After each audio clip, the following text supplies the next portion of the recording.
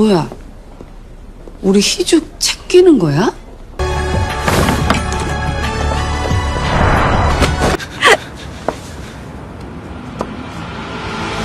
먼저 가 있어. 궁금하네.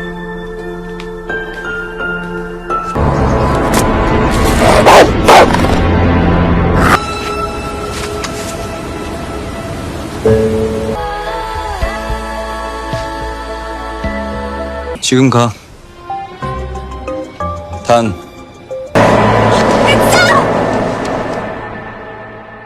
망가졌으면 좋겠거든. 언니야는 잘 부탁합니다. 감추는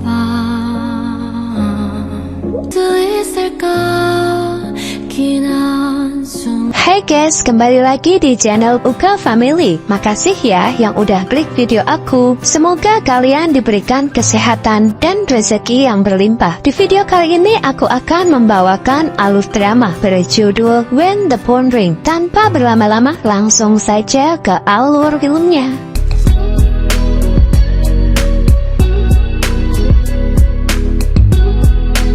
Sebelum masuk ke pesta, Seon bertemu dengan ibu mertuanya. Karena rasa penasarannya, Seon menanyakan kenapa Haejo tidak bisa berbicara. Ibu Haejo mengingatkan menantunya jika Haejo mengalami syok akibat kecelakaan mobil. Sampai saat ini Haejo masih mengalami mutisme selektif, yang seharusnya itu terjadi jika seseorang tidak bisa berbicara karena faktor psikologis. Tapi mengapa itu bisa terjadi sampai 20 tahun lamanya? Ibu Haejo mengatakan mungkin itu terjadi karena rasa bersalah Haejo yang begitu besar, yang membuat ia kehilangan adik dan kakaknya menjadi tunarungu. Namun Seon mengatakan apa kecelakaan itu salah Haejo. Seon lalu memperingatkan ibu mertuanya untuk menjaga sikap dan tidak sembarangan pada Haejo, karena Haejo adalah istrinya. 뭐야?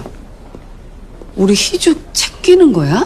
Kemudian Seon menerima telepon dari penculik yang tak lain adalah Haejo. Ketika sedang menelpon, ia melihat mantel milik istrinya yang menurut pelayan tertinggal di toilet. Lalu Seon pergi menemui Haejo di rooftop. Di sana Seon melihat Haejo sedang berteleponan. Haejo terkejut dan panik, membuatnya terjatuh.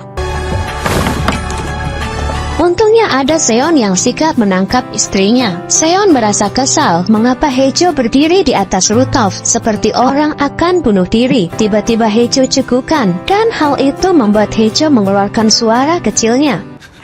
Seon pun langsung teringat dengan rekaman dashboard milik polisi. Lalu Seon memaksa Haejo untuk mengeluarkan suaranya lagi. Seon penasaran apakah yang ia dengar adalah suara istrinya. Namun tiba-tiba Seon mendapat telepon dari anak buahnya, sehingga ia meminta Haejo untuk masuk ke dalam sembari memakaikan mantel milik istrinya. 먼저 가 있어. Singkat cerita, acara pesta pun selesai. Sesampai di rumah, Seon menanyakan tentang bekas luka di kaki Haejo. Seon pun penasaran, rupanya sewaktu kecil Haejo pernah digigit anjing, dan bagaimana bisa Haejo menahan rasa sakit tanpa berteriak sedikit pun. 궁금하네. Sewaktu masih kecil, Haejo bercita-cita ingin menjadi pewara. Namun ibunya memarahinya karena ia tidak boleh berbicara sedikit pun. Ia lalu keluar rumah dan di sana Haejo digigit anjing. Untungnya ada Seon yang menolongnya. Siang harinya, Haejo mendapat kabar jika ia diterima dan lulus menjadi juru bahasa isyarat kepresidenan. Haejo lalu ingin memberitahukan kabar ini pada Seon. Namun karena Haejo merasa bingung ingin berkata apa, ia malah salah mengirim emot senyum bermata hati. Seon yang menerima emot itu merasa kebingungan karena ia belum pernah menerima hal seperti ini. Seon lalu ingin memberikan hadiah untuk Haejo sebagai ucapan selamat atas kelulusan ini. Seon lalu mengirim sebuah alamat butik dan ingin Haejo pergi ke sana setelah pulang bekerja. Sesampai di butik, rupanya Seon telah membelikan baju untuk Haejo. Selain baju untuk bekerja, Seon juga ingin membelikan sebuah gaun untuk istrinya. Tapi Haejo menolak karena gaun itu tidak cocok untuknya. Lantas Seon meminta Haejo untuk mencoba gaun yang lain. Seon Seon lalu menunjuk satu baju, dan saat Haejo mencoba gaun tersebut, Seon langsung terpana. Karena istrinya begitu cantik, Seon berharap jika Haejo tidak lagi meremehkan dirinya sendiri. Di sana tanpa mereka ketahui, ternyata In Hae juga ada di sana dan melihat mereka dari kejauhan.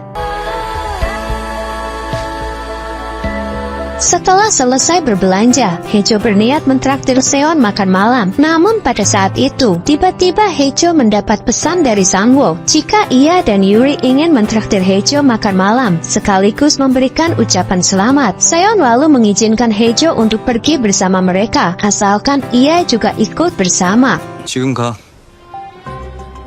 Akhirnya mereka berempat kembali makan bersama. Di sana Sangwoo mempertanyakan mengapa Haejo sekarang menjadi tim juru bahasa isyarat di kantor kepresidenan. Bukankah sebenarnya Haejo memiliki impian sebagai pewaras? Seon merasa bingung mengapa Sangwoo malah mempertanyakan ini semua. Takutnya hal ini membuat Haejo menjadi bingung. Haejo lalu dengan gerakan tangannya meminta mereka untuk berhenti berdebat. Haejo lalu pergi keluar karena khawatir. Seon pun lantas menyusul Haejo keluar. Saat mencari Haejo, tiba-tiba Seon ditelepon oleh penculik yang tak lain istrinya sendiri. Seon lalu bertanya, apakah penculik itu pernah mendengar suara Haejo dan apakah penculik itu tahu jika Haejo tidak bisa berbicara. Namun penculik itu tidak menjawabnya. Saat Seon hendak menyeberang jalan, tiba-tiba sebuah mobil melaju ke arahnya. Saat itu Haejo yang berada di seberang jalan berteriak memanggil nama suaminya dan kemudian menyelamatkannya.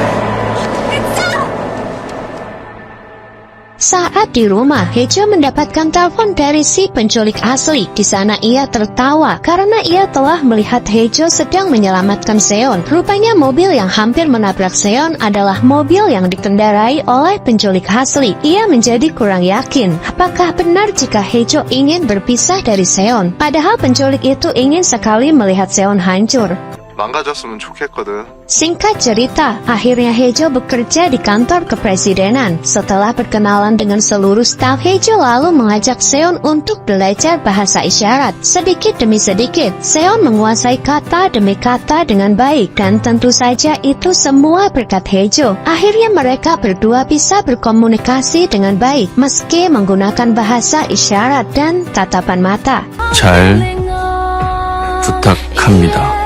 Malam harinya, Seon dan seluruh staf merayakan penyambutan Haejo. Namun tiba-tiba Seon dipanggil keluar oleh anak buahnya. Di sana ia melaporkan jika ia mendapatkan analisis suara yang asli. Dan benar, ternyata suara asli tersebut berasal dari seorang wanita dan berada di dekatnya. Apakah mungkin jika penelpon penculik itu adalah Haejo? Seon lalu memerintahkan anak buahnya untuk mengirim audio suara wanita dan lalu mencocokkannya. Karena kepikiran hal itu, Seon banyak minum dan menjadi mabuk. Seon akhirnya diantar pulang menggunakan supir pengganti, dan supaya tidak ketahuan oleh rekannya, Haejo lalu pulang menggunakan taksi. Sesampainya di rumah, Haejo melihat Seon masih berada di dalam mobil dan tertidur. Ia lalu berusaha membawa Seon masuk ke dalam rumah. Mereka berdua terjatuh dan bibir Haejo berada tepat di atas bibir Seon. 감추는 밤